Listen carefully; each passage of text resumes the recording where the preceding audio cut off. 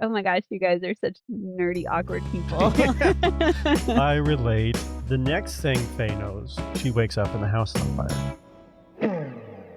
Welcome to Archaeology Books for Fun, digging books that aren't drier than dirt. I'm your host, Tristan Herenstein. With me, as always, is my co-host, Barbara Clark. Hello, everybody. And today we are doing the second part of Relics, a Faye Longchamp mystery by Mary Anna Evans. Last time, real quick recap, we had a lot of setup, essentially. This is supposed to be a murder mystery, but there was at that time no murder. Not yet. But a lot of good setup, a lot of good field drama, a lot of good, maybe incompetent boss drama, and locals not being treated well by projects drama. It was good. Yeah. Last time, I don't think there was much in the way of spoilers. This time, if you're wanting to avoid spoilers and you're listening to this podcast, what are you doing? But also, there will definitely be spoilers in this one. Yes. So just be aware of that. Also, I feel like I need to point out that we have reached a particular milestone with our 50th episode. Woohoo! That's awesome. Yeah, so I never would have thought we would have gone this far, and I've been enjoying this journey a lot. Yeah, I remember when we started this, it was just kind of a let's see how it goes. And we've since won an award, and now we're on our 50th episode. That's crazy. And we're happy you're all here on this journey with us, too. This is a lot of fun that we're doing this, and some people seem to enjoy it, so it's a good time. Yeah, stick with us till our 100th episode. Yeah. So last time we left off, Faye and Carmen had been making some rounds, interviewing some people, and they had been treated by 3 rather large, scary dogs. Mm-hmm. That ended without major incident, but with the start of chapter 6 here, they are returning to the women's bunkhouse, and Joe has already been there, and he's got them a stew all ready to go. Every field project needs a Joe, Tristan. Every project needs a Joe in a lot of different ways, because he comes through several times. I just love the idea of coming back after a long day's work and you don't have to cook your own meal because this really nice guy who happens to be a hunk, according to the ladies. Eye candy. Cooks you food. Heck yes, I'm there. We kind of had that at the Natural Bridge metal detecting because they would make us lunch. That is true. When we were out there. That was really cool. That was so nice. It really was. Yeah. That's a lot of fun. Really hot. Food brings comfort. Food is good. Food good. Food good. So Faye does talk a little about her concerns about Raleigh, her boss. Yeah. Who, like we talked about last time, is sexist and or really insecure in his job. And very incompetent and has too much of an ego or too much insecurity, whatever it is, to ask for help, to look to, I feel like a good field crew director would look to the strengths of their crew, but he's kind of always undermining them and micromanaging them. Yeah, and I mean, a lot of that is kind of a sign of someone who's insecure, because when your crew is taking the initiative and wanting to change things for good reason, if you're insecure in your position, then that's when you tend to see people kind of push back or lash out, and that's exactly what I think he's doing here. Yep, 100%. So, I do like this quote from Joe, though. He couldn't dig up a dead skunk buried in a sandbox. I'm going to remember that. A good Joe-ism. Good. There's a few here, actually. Yes. Joe's a character. I like Joe. I like Joe. I like the development of Joe, too, as He's a character. become much more interesting, yes. We finally get to meet Laurel Cook. Yeah, she's the tutor. Yes, right? The third woman on the crew. She looks really young, but she's a college graduate who just looks young. And I was like, I relate. How many times have people asked me, up until I let my hair start turning gray, oh, are you an intern? Yeah. So I sympathize with Laurel. Yeah, and her features are delicate too, I guess. She looks delicate. She's very fair skin, fair hair. And I guess she has a brace on her leg. But she had some knee problems and had just had surgery on one of them. So last time we were trying to guess who was going to be the murder victim. And she shows up. I'm like, this is our murder victim. I thought so too. Yeah. Mm-hmm. Again, Mary Anna Evans. She's clever with her writing. She is. So Joe, being Joe, basically picks her up and helps her in the house. Right. He was being a gentleman. Yeah. The doctor Dr. Brent Harbison. Yeah. He kind of chastises him a little bit because it kind of makes sense. She needs to maybe build up some muscles and there's some physical therapy stuff going on here. Right. But I feel like that was Laurel. That was something Laurel should have said, not the doctor guy. But I get why he did, but also she's a grown woman. Yeah. Don't handle. But also as a doctor, it's his responsibility to kind of, Yeah. Yeah, but say also, these like, as a things. man, he should recognize what Joe is doing, like, you Yeah, but know? Joe was also maybe being like he didn't ask, "Do Yeah, you need that's help?" or true. anything, That's right? true. So he was being kind of classical gentleman without, asking and being a little Mhm. considerate. I felt like too. So I Yeah. felt like both of them were like a little like, you're Yeah. both a little off here. Yeah. But I also know that's what Joe is going to do. He does that several times, Yeah. actually. He does that with Faye too, and then they have the relationship where that works. Right. There's a one a little later. I'm going to say it now because I know I didn't make a note of it, but she's trying to push a tack into wood in her office and she's struggling. He just comes over and does it for her. Mhm. Little Joe-isms that And I feel like he can get away with doing that with because he's a hunk. Faye. Well, that too, apparently, but also just because he has that dynamic, like, that Yes. established dynamic with Yes, Faye. but when it's a stranger, it feels a little different. Yeah. So anyway, it doesn't really matter. Just a little insight into both Joe and Brent here. We find out that Brent Harbison is the one that wrote the paper. Oh, yeah. Yeah, that was a little interesting to Yeah. me. Just So when we say paper, we need to clarify what I mean I by guess paper. true, yes. He wrote the initial paper that called everyone's attention to the fact that the Sujosa don't get AIDS because they have some hyper effective immune system. Right. Yeah, and that was just interesting because he kind of maybe regrets writing that paper, or I don't know, he has some interesting feelings on it. Like, Yeah, well, his background is interesting too because he was born in the nearby town. He's not Sujosa himself. yeah, So he's kind of a local. He went to the big city because he wanted, to get money away. and success Mhm. as a doctor, and then eventually realized that's not what he wanted. And he moved back into the area. So he's, I think, very attached to the locals in a lot of ways here, Yeah. personally, and then he made a conscious decision to return. So he's very concerned about this whole situation, I Yeah, think. just I think mainly like how they're being treated, what the ramifications of this are, and I get that. Yeah. And it's good that the Sujosa have at least one champion on the project for them, Yeah. that is trying to put them first, because we had some concerns. And again, I think we're going to see more concerns coming up too. Yeah, I'm curious to see how Brent's character kind of develops throughout the book because I Same. feel like he's going to become a pivotal character if Yeah, and he's kind of smooth, and I guess he's pretty good looking. Based on previous experience, he's going to try and murder Faye. probably. So, be prepared for that possibility. And then it ends with him inviting Faye to go to a high school football game, which this is interesting. It seems so awkward and weird. Which parts? I just have this image of Faye kind of sitting there being like, "Oh, like I'm the only person of color in this section." Yeah. I feel like it would be very awkward for her. So she is being the anthropologist and observed that the crowd has kind of self-segregated. Yeah, and it is, and like it does seem like it is self-segregated. It's just kind of the way everybody kind of migrates towards their people. But I feel like, And that's definitely what Brent thinks too. Faye has her doubts, and I yeah, think she's probably like he has kind of the rose-colored goggles, I think. I think a little so bit here. too. And He's also white, right? yes, So he may have a different perspective on I was this. just gonna say, like, he's white and he may think like, oh, the people of color just prefer to kind of sit amongst themselves, but maybe they perhaps don't feel comfortable sitting amongst the white folk. Yeah. You never know, and he's coming at it from the point of privilege. Yeah, and even before she talks to him about this, Faye observes that it feels kind of like people are just sitting where they've always sat and not really thinking about it. So it could even be holdover from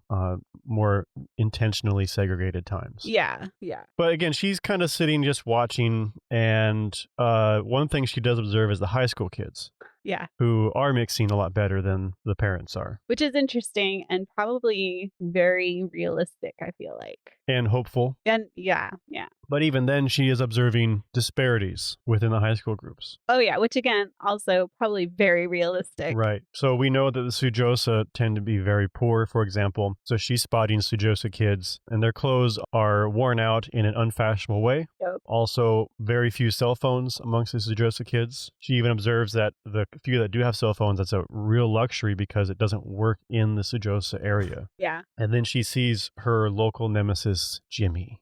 Yeah, he's with his girlfriend, right? His girlfriend, who is Irene Montrose, who we also met last time. And Faye's happy to see she's has a little bit of youth opportunities despite her hard circumstances with her mother failing and her father not doing anything. Yeah, I was going to say her father being her father. Yeah.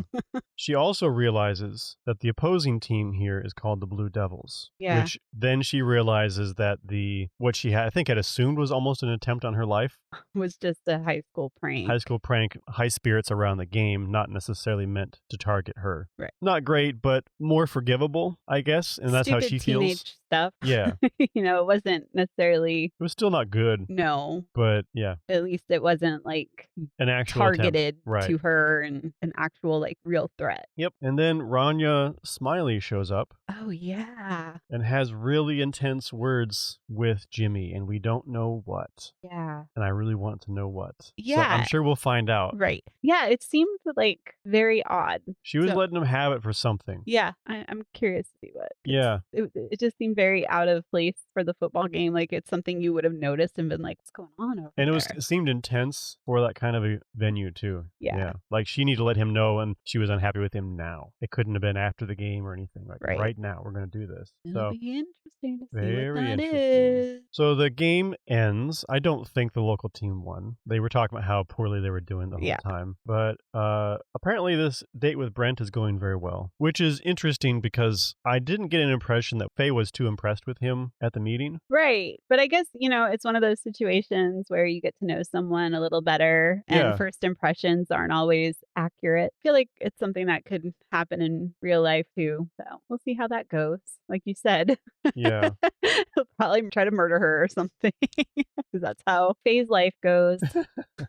So she discovers that he is a general science nerd, and that he is basically friendly and kind of knows everybody. So he's introducing her to people and everything. And on the way home, he's talking football science to her, and then it says Faye realized she's been had, and she realizes he's been teasing her. Yeah. I never quite understood that. I think him kind of talking about the science of football and putting it in science terms was just kind of a poke at her, like this nerd doesn't know anything about sports, so let's put it in science nerdy terms. I think it was just a lighthearted kind of. Okay, because it's hard not to understand that as like either he's genuine about it or he's kind of being a little mean. I took it as. I'm having a little trouble kind of figuring that out. I got the sense that it might have been a little lighthearted, just kind of poking at her for not knowing about football and stuff like that. And she clearly wasn't too upset about it, so it must not have been too mean. Anyway, I didn't quite follow that bit, and I usually feel like I can read undercurrents okay. A lot of guys, like when they're flirting with a woman, they'll kind of,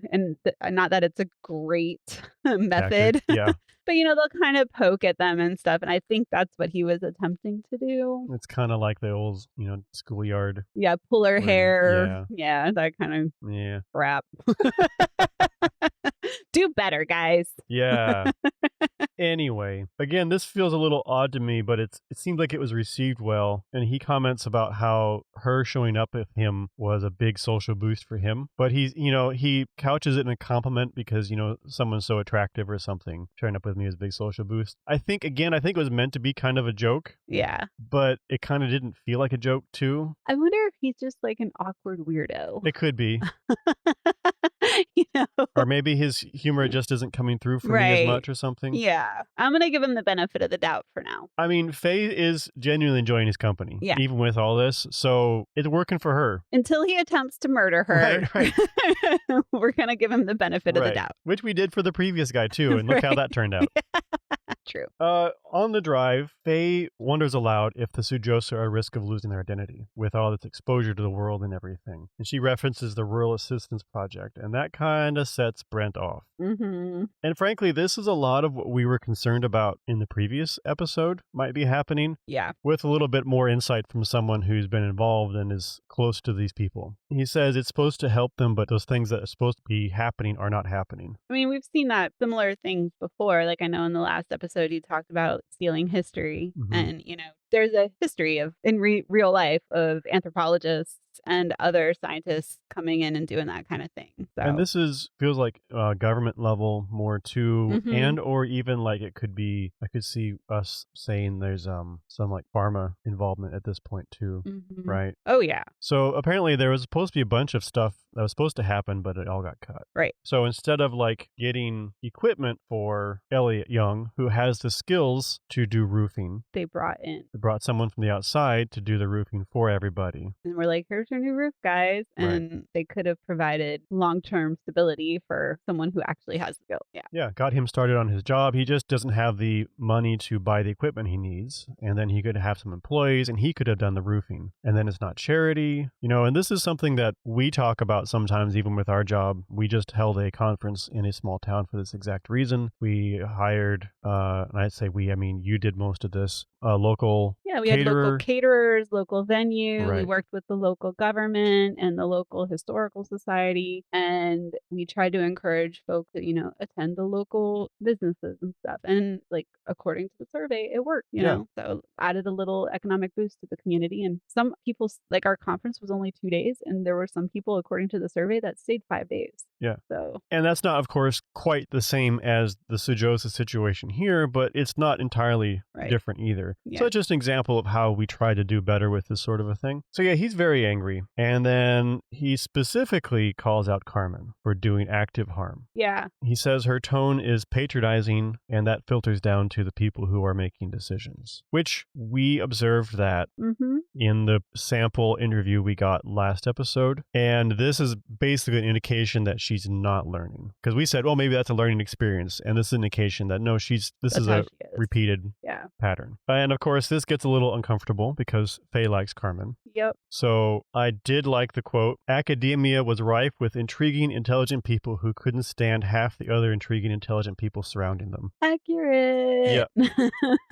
So yeah, this was a kind of a awkward car ride for this part of it. Yeah. If you know somebody who has to commute and doesn't like awkward conversations in the car ride, send them this episode. We think they'll enjoy it.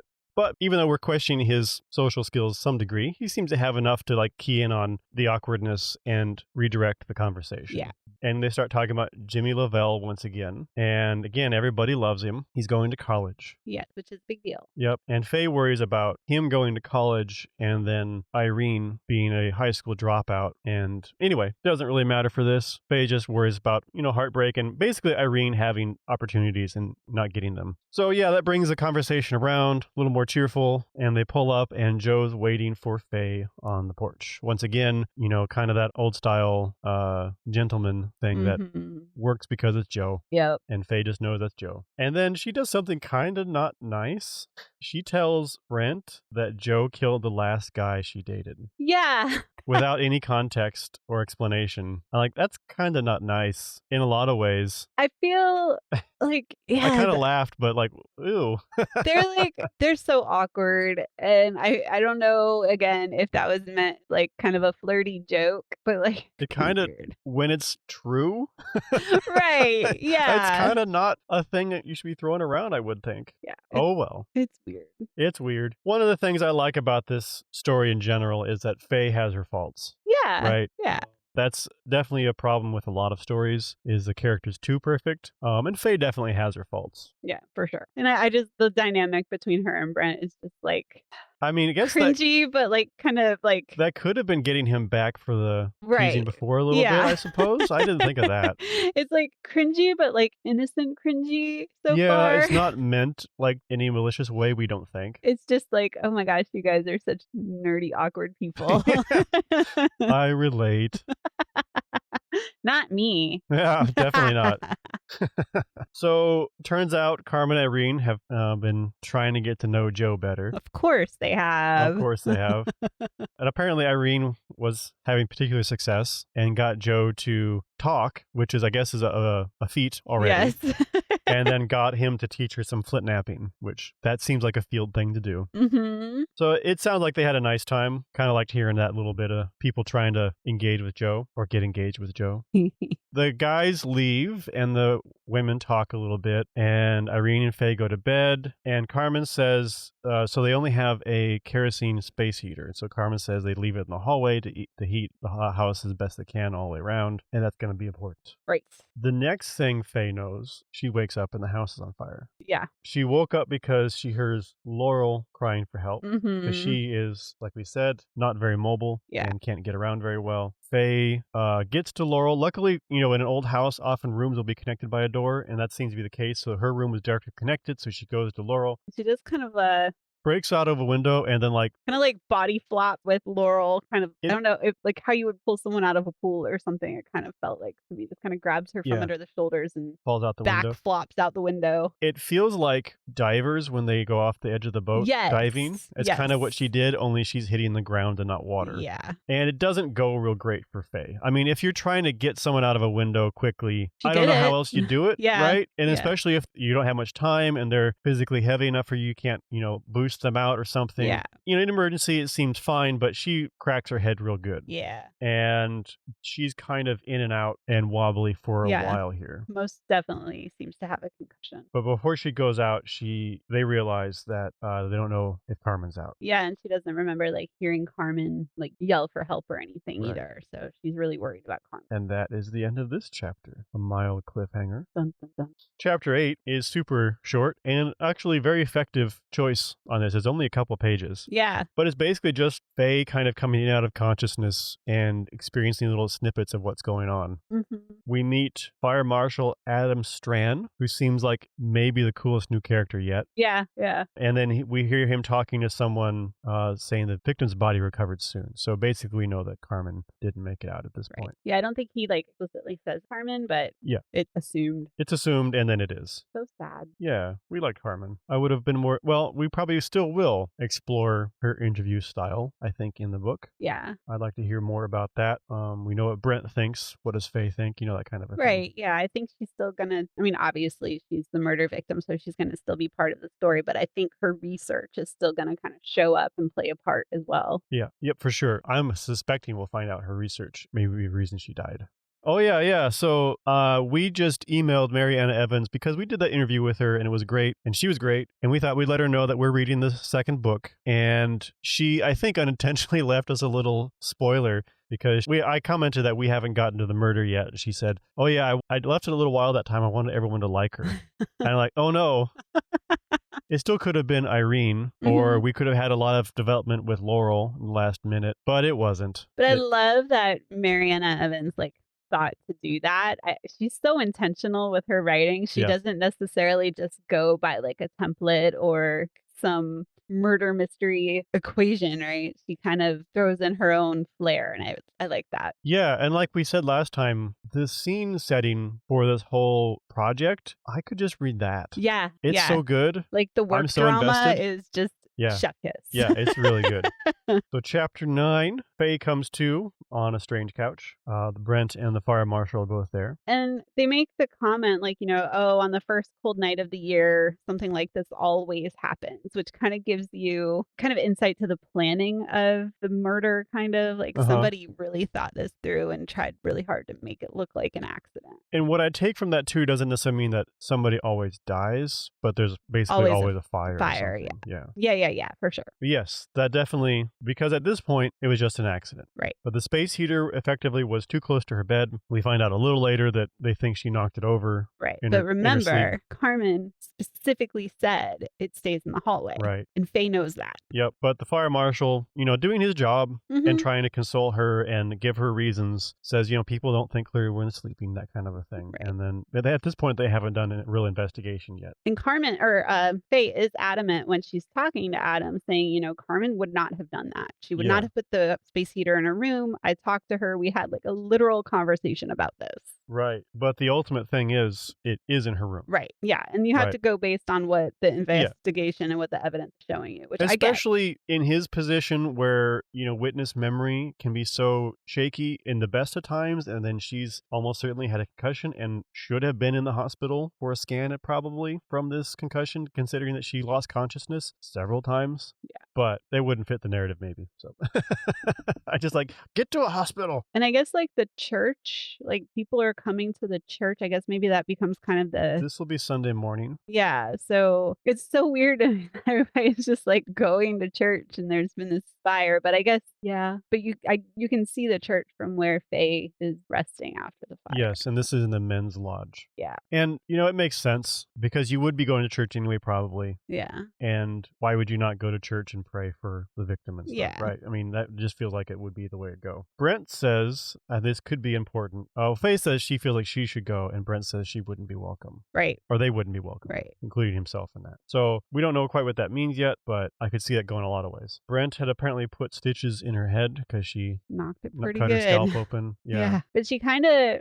cozies up to Adam a little bit, and seems like he makes it easy to do. yeah, like and she does it in such a way where she can kind of pull information from him. She doesn't seem too eager. She doesn't seem too in the way. So she's able to kind of, I think they put it as in return for her good behavior, she learned a great deal about how the investigation into the origins and causes of fires were conducted. So yeah, she just kind of, I feel like that's her anthropology thing, Anthropology, yeah, for sure. And this is good stuff because there's a lot of comparisons between this investigation and archaeology, which again, this is something that we do, crime scene investigation, archaeology, we use a lot of the same techniques. And I think she brings that up, like she starts recognizing that too when she's talking to Adam and figuring out how they investigate it, and she comes to that conclusion. He says, starting with the last thing to burn and working backwards through time. If you get in a hurry, you can miss something important and there's no way to get it back, which that's archaeology too. Yeah.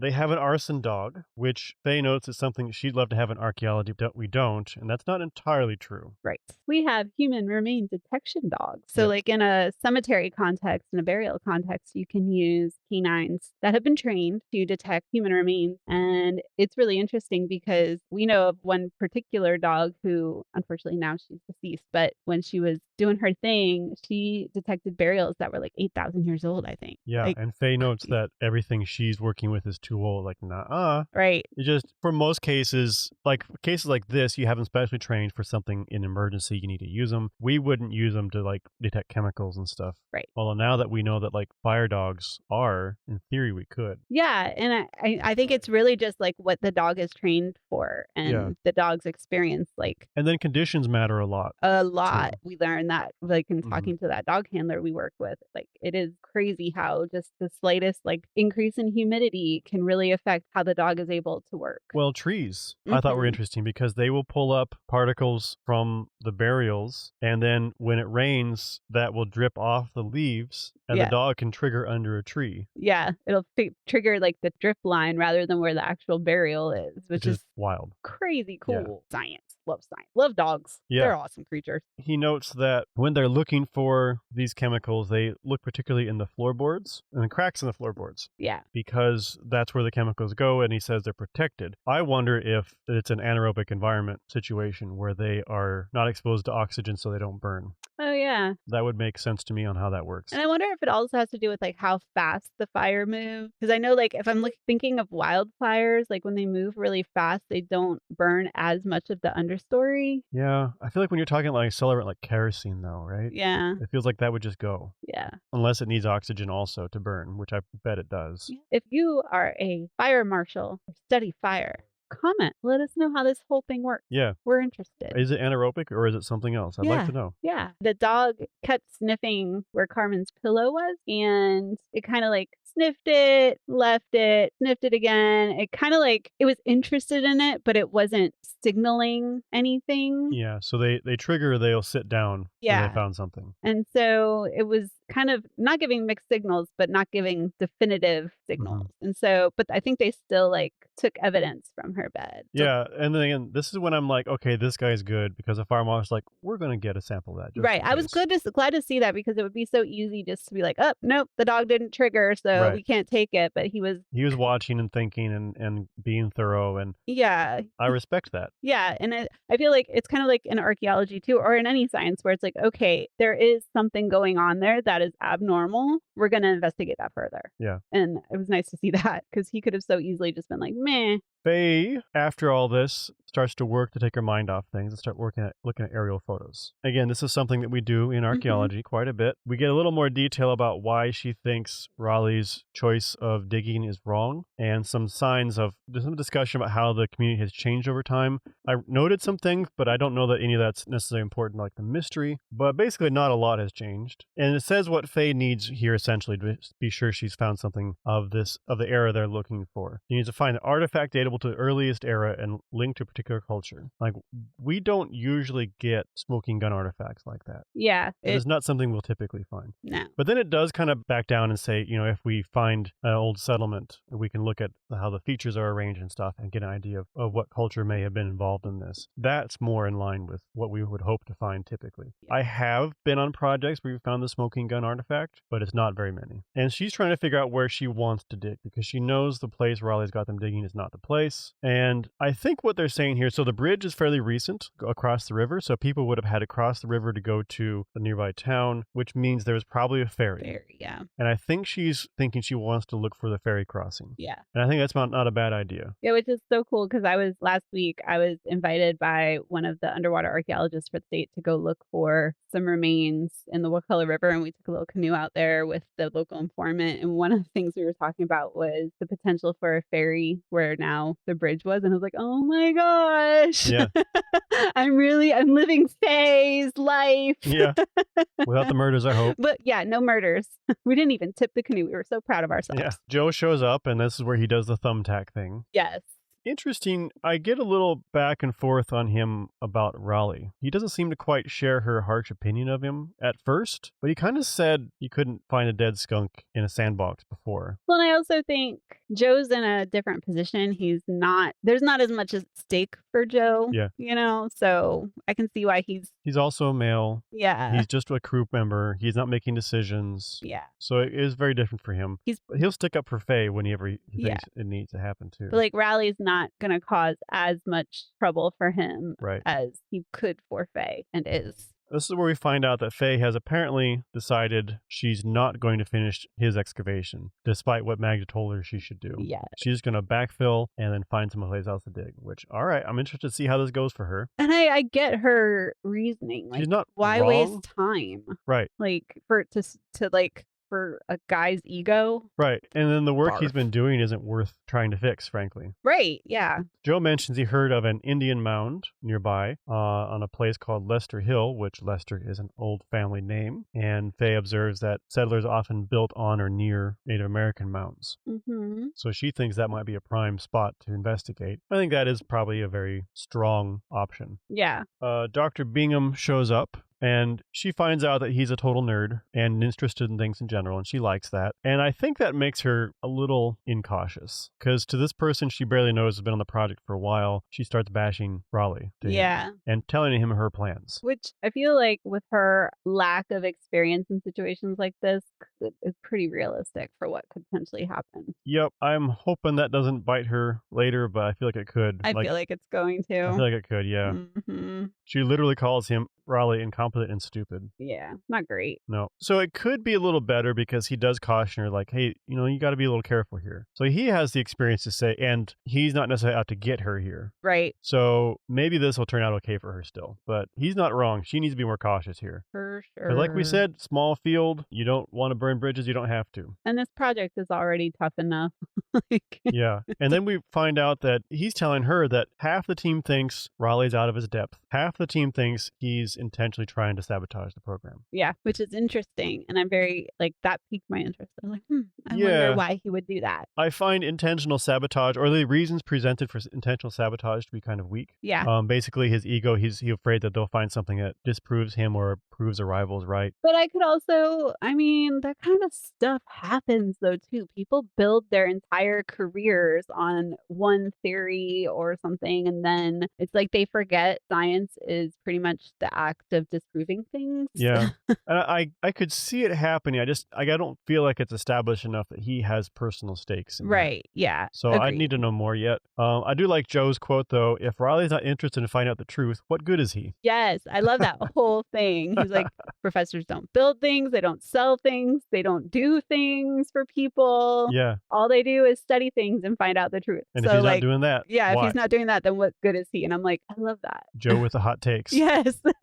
And I love too, like, do you know, Faye asks him, like, do you know why academics are so bitter? And then she answered, because the stakes are so low. Yeah. And I was like, oh wow. Yeah.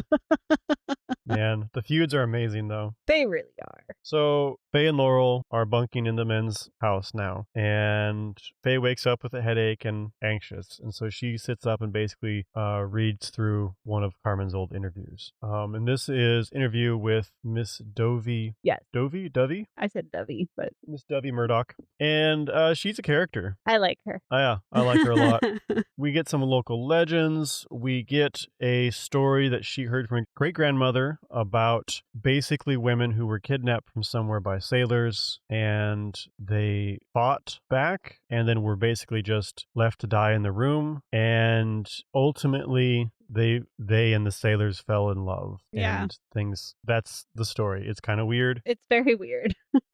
Kind of don't like it. I don't like it either, and I feel like it is like one of those, like, you know how we talk about like oh, my great great great so and so was an Indian princess. It kind of has that vibe where it's probably not accurate. There's probably a lot more nuance to it, but you know, it's essentially a game of telephone over generations. Yeah, which those can be more accurate than you think, but also you got to be very cautious with them, right? But this is where too, in this chapter, Faye remembers that Carmen had an aluminum briefcase as well, and so she's kind of starting to wonder where that briefcase may have gotten to, because it would have probably survived at least partially the fire. Pillow survived and the briefcase. Yeah, so she's wondering where the briefcase ended up. Yeah. Chapter 10, the last chapter for today. First day of work on the archaeological site. Raleigh's nowhere to be seen, which is interesting. I thought he'd be showing up for this. Yeah, I don't really know where he is in the grand scheme of things right now. We go through 4 of Magda's lessons, though, which I like. They're very Magda. Mm-hmm. 1, you can't afford to dig up the entire site. 2, locals wouldn't be happy if you did. 3, some things will certainly be missed. 4, because you don't want to miss anything, you're screwed from the start. That's archaeology. That sounds like it, yep. We talked about phase 1 work, which I was impressed to see that brought up in a book, a fiction book especially. Mm-hmm. In this case, phase 1 work seems to be entirely background research, and that's not how we use it in my experience. Yeah. Phase 1 work is going out, walking the sites, maybe doing some shovel tests, maybe doing a isolated unit. Right. It's essentially like getting a feel for the site, figuring out where you want to dig. Yeah, so she's talking about wanting to go out and walk places and check them out. That would be phase 1. Mm-hmm. But the research they were doing beforehand, I would not say. That's just research that you do before you do any field work. Yep. Yeah. It's raining, so it's a rain day. Goes to meet the crew. Joe is there, and we have 3 Sudrosa men that have been hired to work on the crew. I'm going to say his name correctly because this is a point of contention right off the start. George, Fred, and Elliot. Yes. George is a jerk. He's also kind of misogynist. And well, no, kind he of is the misogynist. Ringleader. I don't need the qualifier there. No, he's misogynist, and he's the ringleader of the group there. I can't tell how much the others follow him or just stay quiet. You know, how invested they are in what he's saying, right? But I feel like the way it ends, he's the ringleader. Could be. They see the travesty that is the archaeology shed, equipment not taken care of, and a mess. Faye is doing a good job of asserting her authority throughout this, and tells George that he'll be in charge of protective gear. If somebody doesn't have protective gear on, she's going to ask him why. Yeah. She's doing a good job of and I feel like, she's starting off trying to give them a responsibility and make them part of the project too, which I think could have ended well. Could have ended well. It still could. I haven't read beyond chapter 10, so I wonder if Barbara's giving us a teaser for future chapters here. At this point, I'm thinking, well, this still could go well, but apparently.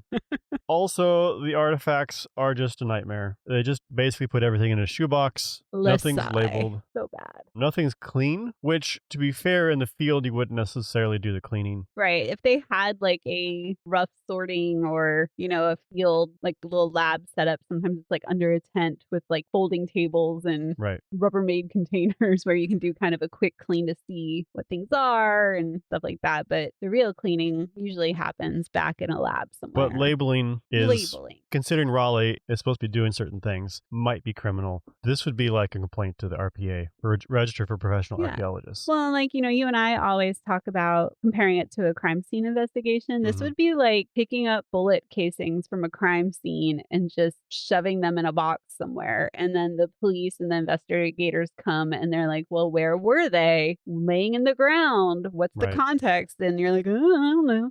You know? On the upside, apparently, what they've been finding is literal junk. It is nothing remotely sensitive, not even archaeological, which means it's not even 50 years or older. Right. So relatively little harm done, but Faye's in conniptions, essentially. Yeah, which I don't blame her. No, she has every right to be here. Rain stops at noon. She dismisses them for lunch, and then she goes and talks to Adam about the fire marshal about Carmen's briefcase. And he pretty much says, we haven't found it. We haven't found it. If we do, we'll let you know, kind of thing. We find out here that he's exceptionally good at reading her. Yeah. Yeah, he really is. And doesn't seem to be upset by what he knows she's thinking. Yeah. Because she's starting to think it might have been arson. And then she kind of meekly says, okay, fine, you know, and he's like, oh, come on. I can read between the lines here. You're going to keep looking yourself, aren't you? Yeah. And then he tells her, ultimately, I'll look into this. Don't you do it. You stay close to people. If you think it's really arson, you need to be around people, which, again, I like a lot of respect for him here. Yeah, I'm really liking the development of his character. And then he does reveal to her that they found footprints out back of the house. But that isn't, not a lot that they can tell from that, except that they were work boots bigger than Faye's. Yeah, they were work boots, though. So, yes. Dun, dun, dun. We also learned, like, the house wasn't insured, so it's like a total loss. So there's no real financial benefit to which is why starting the fire. He's not inclined to think it's arson, which, again, that's his job. Like, is there motivation, right? So right now, he doesn't have motivation, so he wouldn't necessarily think there is something. But if it's not financial and it is arson, it's not looking great for the crew. Right. So that's it for this time. Barbara, so I think we're working on the assumption that Carmen was murdered. Yeah, it's starting to look that way. Yep, and also this is a murder mystery, so that kind of adds up. Do you have any sense of why she might have been murdered? Well, like I was hinting at, I don't think there was a financial aspect to the arson. I think it was targeted, and considering Peter was in the hallway and then it was in Carmen's room, I think it was targeting her. And it makes me wonder if it was something like she said or something she did like during one of her interviews. I wonder if she uncovered some secret and didn't know it. Yeah. And so, yeah, I think, especially because the briefcase was missing, like you said. So there has to be some secret there. And so far, the secret would point us towards Lester's Hill, or something to do with, like, I don't know. I'm kind of wondering, like, Irene's dad. Well, there's a few people, like Rania Smiley, like, you don't need to know our secrets, right? Yes. So there's plenty of possibilities still. Yeah, we still don't know why she got on to Jimmy at the football game either. So we'll find out next time. To look forward to. Yep. Until then, happy reading, everybody.